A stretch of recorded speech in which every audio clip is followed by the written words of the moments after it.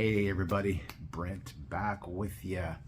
I wasn't even sure if I was going to have the time and the ability to make this video, but here we are in the proverbial 11th hour making my YouTube Hall of Fame nominee video. It's going to be very basic, no fun edit songs and, chicanery that I've done in the past. It's going to be very cut and dry, basic, simple, and pretty dang quick. I literally have a list here of 10 channels that I want to recognize, but I thought before I do that, it behooved to kind of give my reasoning for who I'm picking. 2023 was a different year for me as far as content creating, and I took a break almost 6 months just because of personal, family, and professional reasons all rolled into one. And at that time rebranded and came back with some content, and I've been pretty happy with the ability to be making content again on a semi-regular basis, and that's the plan going on for 2024. That being said, the reason I bring that up is because during that stretch, especially that 6-month hiatus, I still watched content of a lot of creators. I didn't comment a lot, not because I chose not to comment, but because I just watched it on TV. I was traveling so much, was practically living out of a hotel room in Utah with my previous job, and just that's kind of what I did. And I had maybe a half hour a day to veg, and then I just fall asleep and start it over again. Anyways, there were certain channels that that I really appreciated, and B, that really kind of sometimes got me through, multiple funks that I was in. I was going through some stuff, and I was able to really, appreciate some content. And some of the channels that I'm going to be listing to you are creators and channels that I feel brought that to me. Some are just made the 3-year, eligibility criteria. Some have been doing it for years. Some I nominated last year and will nominate them again. Some I just grew to appreciate for specific reasons that I'll kind of give you some reasons here in a second. So without further ado, in no particular order, my first nominee is Eddie's Cardboard Chaos. Eddie is a fellow Washingtonian and a diehard bleed blue Seattle Mariners fan. So besides those reasons, that doesn't earn my vote. What does earn my vote is just his passion for the hobby and passion for connecting with his fellow YouTubers. He's one of the few that I've actually met in person, and he's just a really down-to-earth good guy, and I love his content. A lot of variety and a lot of passion, and I always find the time to watch his videos. If I've missed some, I find myself going through a little Cardboard Chaos binge fest, and I appreciate you. So Eddie, you get my vote. Second, my man Tony JP Wisco. I think if anybody on YouTube that I feel like I connect to as far as this kind of like our appreciation for card aesthetics and some of the nuances that go into card design or stories behind them, I think Tony is probably the most in sync with me, and I really appreciate his content. I love his Japanese collections, and I collect Ichiro as well, so I kind of have that similarity with him. But I just love his style, and I love what he brings to his content. He can have some cerebral moments that make me pause and think about, why is he showing and why is he showing it, and kind of giving in the reasons behind why card collecting is both unique and eccentric at the same time, and I appreciate it about him. So Tony, you get my vote. Number 3, Ken from Ken's Cardboard. Another one of those dudes that's just a really good guy. And I've reached out to Ken on numerous occasions. Hope to connect with him soon, as I'll be in Colorado often for my next assignment for my job. So maybe I can hang out with Ken soon. But Ken brings a lot of passion to his videos and appreciation. We have a shared fondness for Star Wars, and I appreciate, you know, just the connection that for him it's kind of transcended the going back and forth and, you know, commenting on videos, but we message and we do Instagram and stuff like that. But I really appreciate just his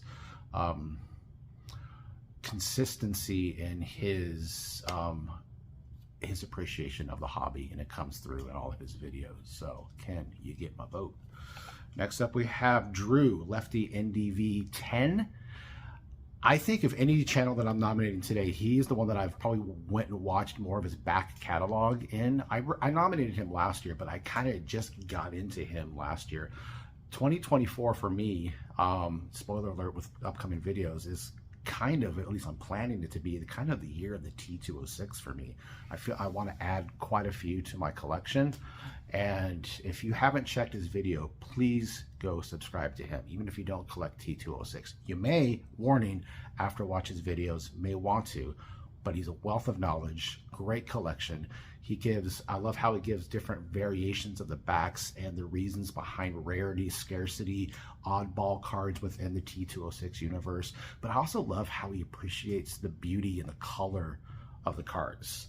And I mean, more often than not, almost every video he's going to say something like, I appreciate the rich green background or the sunset background, or I love the look on his face, or, you know, check out the popped collar and the coiffed hair of these players that you've never heard of. But the image really comes alive when Drew talks about it. So Drew, you get my vote.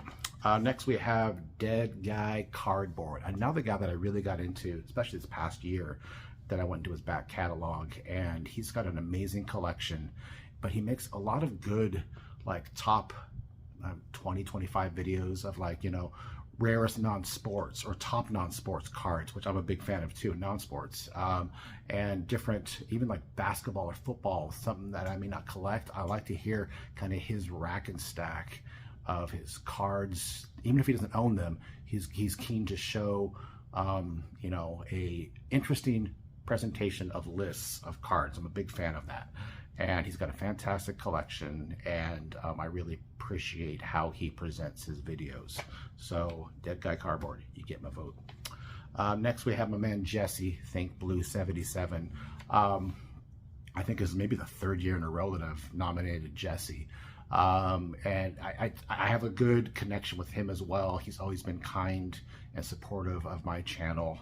There's been more than once that he's told me, Brent, you influenced me and I went and got this. He's actually influenced me on a couple of cards that I haven't shown yet, but I need to. So in and of itself, I think there's that admiration of what he collects. He likes what I collect, and we appreciate each other for some of the idiosyncrasies and nuances in our collection. And I think that Jesse is one of those guys that, well, his appreciation of his own collection will come out in his videos, but he also will be keen to show his appreciation of your collection in his comments on your videos, and I really appreciate that about him. So definitely check out Jesse, Think Blue 77.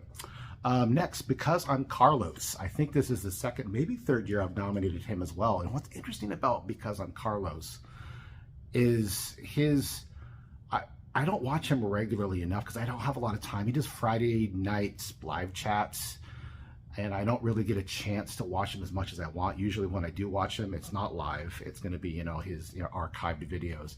But he brings this, he's very smart and very cerebral, but at the same time, he doesn't take himself too seriously. He's kind of got that perfect balance of kind of making fun of all of us in this weird hobby because we take it too serious, but he's also very cerebral and very, it brings up a lot of good points at the same time.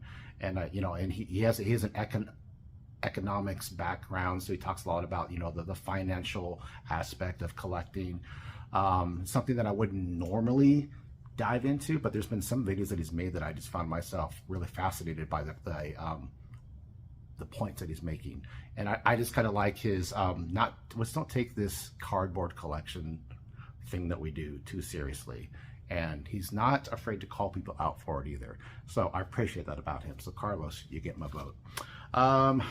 Number 8, Maxa Jackson, another fantastic T206 collector.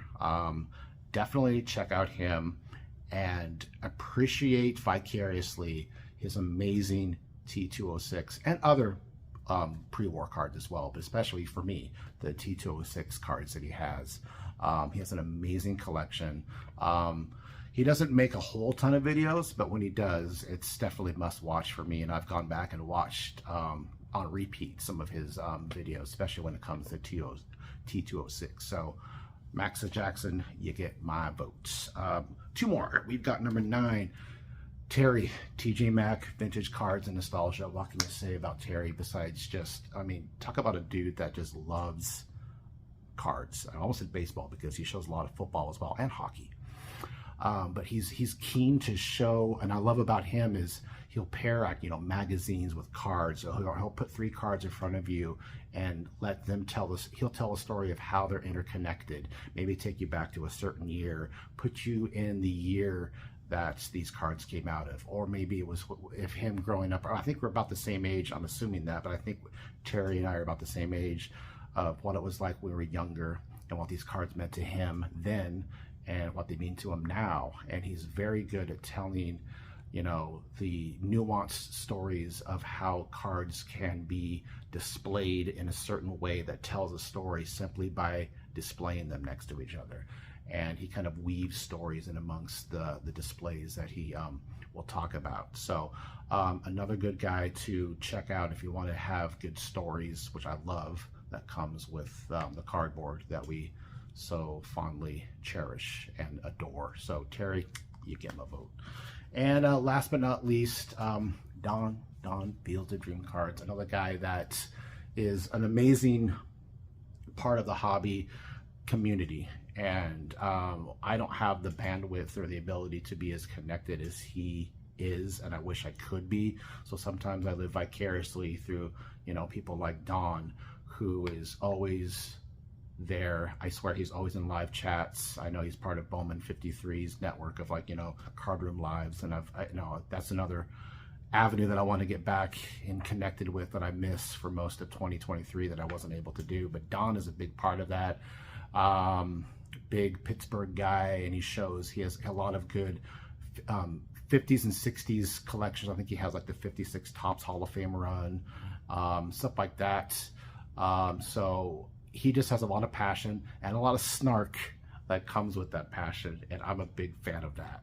So Don, you get my vote. So I think, yes, that is 10, and I've gone on for about 12 minutes, so we're gonna wrap this up. Went longer than I thought it would. But I appreciate you all, and good luck to all the nominees and to the 10 that I nominated. Thank you so much for what you do with your content creations and your passion for the hobby. I appreciate you guys. All right, thanks. Take care.